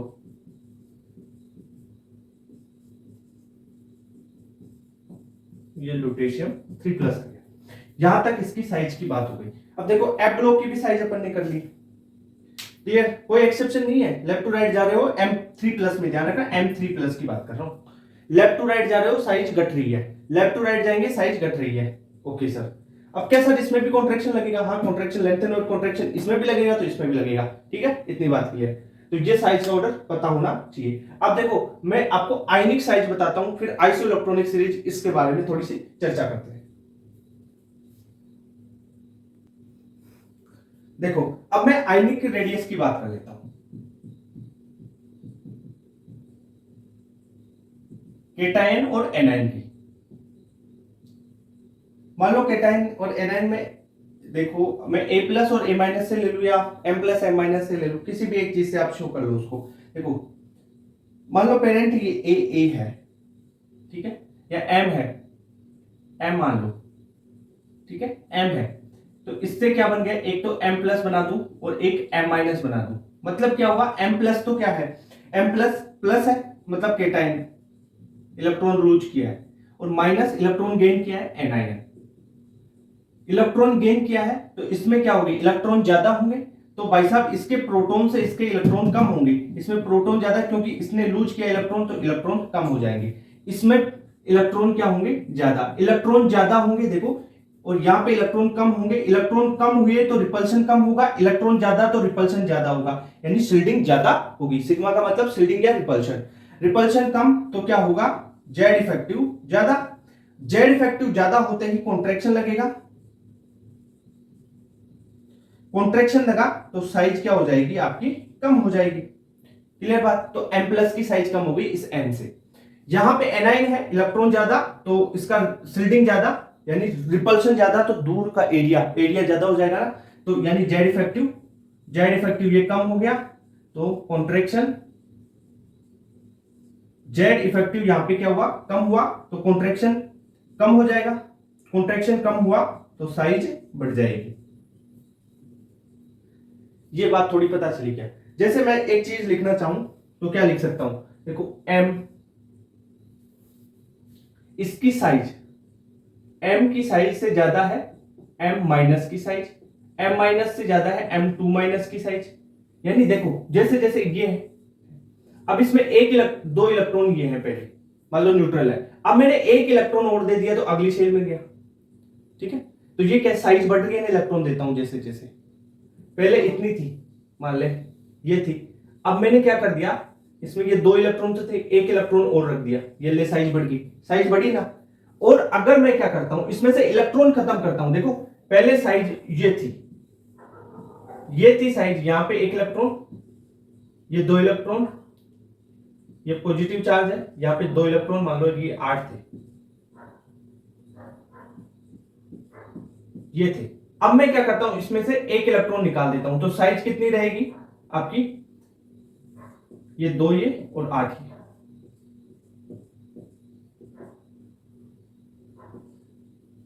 ये देखो मैं यहां से यहां तक जा रहा हूं, मैं क्या कर रहा हूं, इलेक्ट्रॉन को माइनस कर रहा हूं, इलेक्ट्रॉन उसमें से निकाल रहा हूं। अगर इलेक्ट्रॉन निकालूंगा तो वो स्पीसीज +1 में कन्वर्ट हो जाएगी, यानी m+1 हो जाएगा। ये आपका m है। तो आप ये बताओ कि जो केटाइन बना उसकी साइज कम हो रही है ना, साइज कम हो रही है देखो इलेक्ट्रॉन निकालने से, और इलेक्ट्रॉन देने से साइज बढ़ रही है, देखो बढ़ रही है।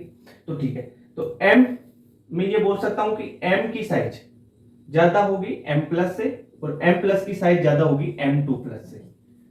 क्या ये कॉन्सेप्ट आपको थोड़ा सा चमका क्या, ये कर लोगे क्या ऐसा क्वेश्चन है। फॉर एग्जांपल जैसे मैं बात करूं सोडियम और सोडियम प्लस की, देखो ये पेरेंट एटम, ये पेरेंट ये है, एनायन की साइज हमेशा पेरेंट से ज्यादा होगी, और केटाइन की साइज, केटाइन m+ है, केटाइन की साइज पेरेंट से हमेशा कम होगी, ठीक है।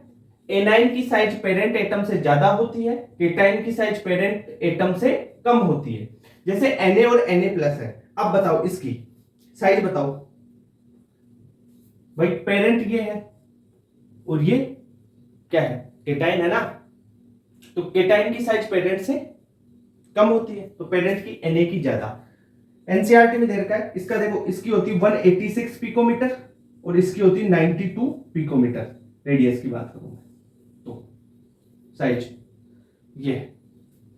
फॉर एग्जांपल जैसे एक एग्जांपल और लो, जैसे फ्लोरीन है और F- है, फ्लोराइड आयन है, अब इसमें साइज बताओ, 92 नहीं है 95, अरे तू बोल दिया क्या, 95 होती है ना। अब बताओ इसकी, बताओ इसकी नेगेटिव है, यानी एनाइन है, एनाइन की साइज ज्यादा होगी, ठीक है। कितनी ज्यादा होगी एनसीईआरटी में 64 पिकोमीटर, और इसकी है 136 है ना, 136 पिकोमीटर। आपको याद नहीं करनी है वैल्यू, मैं तो बता रहा हूं कि साइज में ऐसे डिफरेंस आता है। देखो ये दो एग्जांपल हो गए आइस जो आयनिक रेडियस है उस पर कर लोगे। अब बस इससे ज्यादा क्वेश्चन नहीं आएगा। आपको ये कॉन्सेप्ट देखना है जेड अपॉन ई, जेड अपॉन ई ज्यादा है यानी प्रोटॉन और इलेक्ट्रॉन का रेशियो देख लो। अगर प्रोटॉन ज्यादा है तो क्या होगा, जेड इफेक्टिव बढ़ेगा, जेड इफेक्टिव बढ़ेगा तो भाई साहब साइज घटेगी। जेड अपॉन ई, जेड क्या है, प्रोटॉन है, या जेड का मतलब एटॉमिक नंबर, या प्रोटॉन जेड का मतलब वही है, प्रोटॉन ही है, जेड बराबर प्रोटॉन, ये से लिख दिया ये।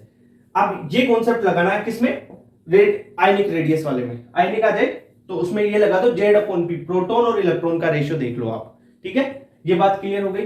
अब मैं देखो आइसो इलेक्ट्रॉनिक सीरीज भी बता देता हूं, इसके साथ में हो जाएगी, है ना। आइसो इलेक्ट्रॉनिक सीरीज से रिपीटेटिवली क्वेश्चन आए हुए हैं, ध्यान रखना, है ना। ये पॉइंट इंपॉर्टेंट है, याद करना, ये पॉइंट इंपॉर्टेंट है, याद कर लेना।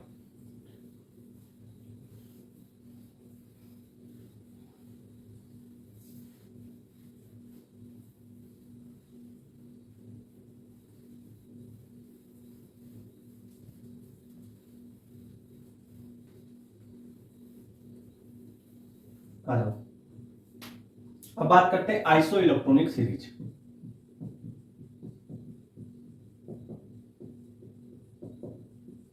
आइसो इलेक्ट्रॉनिक सीरीज का मतलब है electrons, number of electrons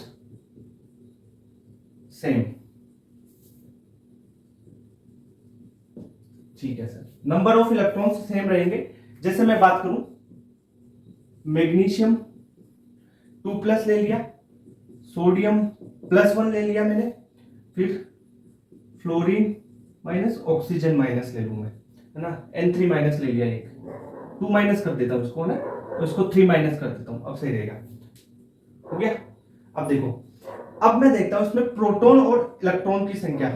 proton magnesium में 12, इलेक्ट्रॉन 2 कम हो गए, 2+ है ना तो 10, यहां पे 1 कम हो गया इलेक्ट्रॉन, तो देखो प्रोटॉन तो इसमें कितने हैं, देखो 11, इलेक्ट्रॉन कितने हैं 10, प्रोटॉन इसमें कितने हैं 9, इसमें इलेक्ट्रॉन देखो -1 आ गया तो 10 हो गए, -2 आ गया, 8 और 2 10, इलेक्ट्रॉन 10 और प्रोटॉन 8, 7 प्रोटॉन और 10 इलेक्ट्रॉन, 3 माइनस आ गया ना, 3 इलेक्ट्रॉन आ गए। अब आप बताओ, देखो प्रोटॉन और इलेक्ट्रॉन, मैंने क्या बोला, आइसो इलेक्ट्रॉनिक सीरीज में भी आप प्रोटॉन और इलेक्ट्रॉन का रेशियो देख लो। कैसे, जेड अपॉन ई का रेशियो देखो, अगर ज्यादा है मतलब जेड इफेक्टिव बढ़ रहा है, जेड इफेक्टिव बढ़ रहा है तो साइज घट रही है। कैसे होगा सर, प्रोटॉन क्या करता है, प्रोटॉन इलेक्ट्रॉन को खींचता है, तो प्रोटॉन ऊपर है, जेड ऊपर है, तो यानी प्रोटॉन ज्यादा है, प्रोटॉन का चार्ज ज्यादा है, यानी खुद न्यूक्लियस में है प्रोटॉन ज्यादा है, तो वो क्या करेंगे, इलेक्ट्रॉन्स को खींचेंगे, अट्रैक्ट करेंगे, तो साइज क्या हो जाएगी, कम हो जाएगी। ये चीज समझो, कॉन्सेप्ट है भाई, जेड अपॉन ई। प्रोटॉन ज्यादा तभी तो ये ज्यादा होगा, जेड ज्यादा होगा तभी तो ज्यादा होगा, ई ज्यादा हो गया तो ये तो रेशियो कम हो जाएगा। ई ज्यादा हो गया, रेशियो कम हो गया, तो मतलब इलेक्ट्रॉन्स ज्यादा है, इलेक्ट्रॉन ज्यादा होंगे तो रिपल्शन हो गया, साइज बढ़ गई। अगर प्रोटॉन्स ज्यादा है तो प्रोटॉन क्या करेंगे, अट्रैक्शन करेंगे, अट्रैक्ट करेंगे, खींचेंगे। अट्रैक्शन करेंगे मतलब जेड इफेक्टिव ज्यादा होगा, यानी कॉन्ट्रैक्शन हुआ है, कॉन्ट्रैक्शन होगा इसका मतलब साइज कम हो गई। चीज समझो। तो आप ये जो ये चीज है ना, ये कहां कहां लगा सकते हो, देखो ये आप लगा सकते हो, अभी मैंने पढ़ाया था आयनिक रेडियस। पहला तो आयनिक रेडियस में लगा सकते हो, दूसरा iso electronic series.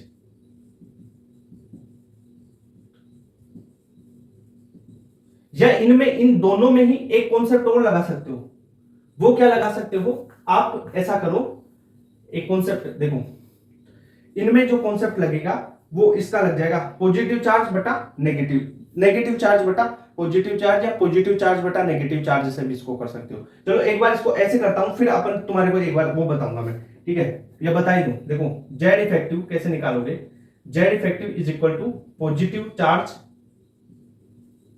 Upon negative charge कर दो, यानी जिसका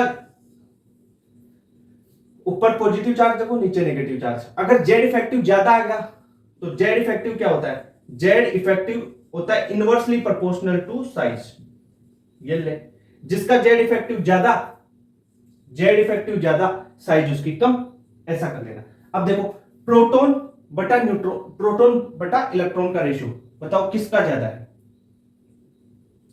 प्रोटॉन यहां पे ज्यादा, 12 प्रोटॉन 10 इलेक्ट्रॉन को कवर कर रहे हैं, 12 खींचने वाले हैं अट्रैक्शन वाले और 10 रिपल्शन करने वाले हैं, तो कौन खींच पाएगा। 12 खींचने वाले ज्यादा पावरफुल है, खींच लेंगे तो साइज क्या हो जाएगी, कम हो जाएगी, समझ रहे हो, तो साइज इसकी कम हो गई। ठीक है, ओके।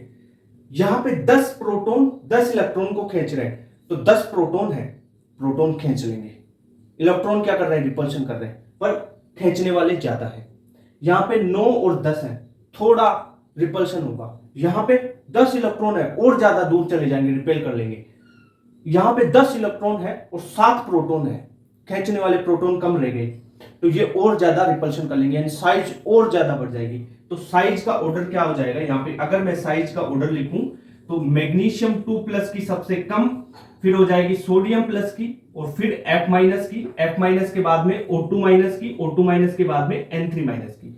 मतलब क्या हुआ, देखो आप प्रोटॉन और इलेक्ट्रॉन को देखो, प्रोटॉन क्या कर रहा है, अट्रैक्शन, और इलेक्ट्रॉन रिपल्शन कर रहा है, दूर भेज रहा है, तो उसका साइज बढ़ रहा है। अब एटम का साइज जैसे जैसे, मतलब इलेक्ट्रॉन और प्रोटॉन का रेशियो, मतलब यहां से ये भी निकाल सकते हो आप, प्रोटॉन और इलेक्ट्रॉन का रेशियो 12/10, 11/10, 9/10, यानी प्रोटॉन और इलेक्ट्रॉन का रेशियो यहां पे ज्यादा है। प्रोटॉन और इलेक्ट्रॉन का रेशियो ज्यादा, तो जेड इफेक्टिव बढ़ेगा, साइज घटेगी। ठीक है, एक कॉन्सेप्ट। दूसरा, यहां पे एक ट्रिक भी आज आप यूज कर सकते हो। क्या ट्रिक है, ट्रिक ये है भाई, देख जैसे जैसे आइसो इलेक्ट्रॉनिक सीरीज में आप देखो, आइसो इलेक्ट्रॉनिक सीरीज देखो, और आप या तो एटॉमिक नंबर से चले जाओ या नेगेटिव चार्ज से चले जाओ। अगर आपके पास नेगेटिव चार्ज बढ़ रहा है ना, नेगेटिव चार्ज बढ़ रहा है, तो उसकी साइज बढ़ेगी। आइसो इलेक्ट्रॉनिक सीरीज और आयनिक रेडियस, इनमें ही चलेगा ये काम, और ज्यादा और दूसरे में नहीं लगेगा। ठीक है, आयनिक रेडियस में भी यही कर सकते हो आप। क्या कर सकते हो, देखो m की साइज से ज्यादा होता है m- की साइज, फिर m2- की, फिर m3- की, ऐसे साइज बढ़ती जाती है ना आयनिक रेडियस में। इसमें भी ऐसा ही है, पर ये ध्यान रखना आइसो इलेक्ट्रॉनिक होनी चाहिए, ये ठीक है। पर ये तो एक ट्रिक है, ये कोई कॉन्सेप्ट नहीं दे रहा। कॉन्सेप्ट तो Z/E, ये कभी गलत नहीं होगा, सिंपल है सबसे। ये माइनस माइनस इसमें देख लो, इसमें तो तुरंत लगेगा ये माइनस वाला कॉन्सेप्ट, यहां पे आयनिक में तो तुरंत यही लगाना है तुम्हारे को, आयनिक रेडियस में। तो मैंने बोला था ना केटाइन और एनाइन के बारे में एक चीज बोली थी, पर वो क्या है, यहां पे भी कई बार लग जाती है ये चीज, यहां पे भी लग जाती है, पर ये यूनिवर्सल यहां पे आपको लगाना नहीं है, आपको Z/E से ही करना है। आयनिक में आप ये याद रख लो कि एनाइन की साइज, ये एनाइन से सारे, एनाइन की साइज पेरेंट से ज्यादा होती है और केटाइन की साइज पेरेंट से कम होती है। इतनी बात क्लियर है क्या। तो ये आइसो इलेक्ट्रॉनिक सीरीज समझ में आई, ठीक है, ओके। और एक चीज बना लो, देखो इलेक्ट्रॉन तो सेम है ही, इलेक्ट्रॉन तो सेम है ही आइसो इलेक्ट्रॉनिक में, है ना। ट्रिक बता रहा हूं, इलेक्ट्रॉन सेम होंगे, जिसमें जितने कम प्रोटॉन होंगे उसकी साइज उतनी ही ज्यादा होगी, खत्म बात। आइसो इलेक्ट्रॉनिक सीरीज में इलेक्ट्रॉन तो सेम होते हैं, जिसमें जितने प्रोटॉन कम उसकी साइज उतनी ही ज्यादा, खत्म। Iso electronic, only for iso electronic, जितने कम प्रोटॉन साइज उतनी ही ज्यादा, कम प्रोटॉन साइज उतनी ही ज्यादा, देख लो। तो ये आपकी साइज का ऑर्डर इसका हो गया। अब देखो एक दो चीजें और बताता हूं तुम्हारे को ना, अच्छे कॉन्सेप्ट कर दू रब इसको।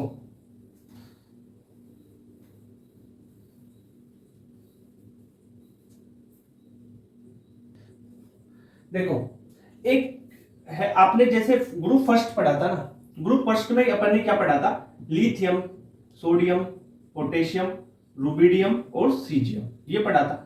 और हेलोजेंस वाली फैमिली, ये तो ग्रुप फर्स्ट था। ग्रुप कौन सा था, फर्स्ट।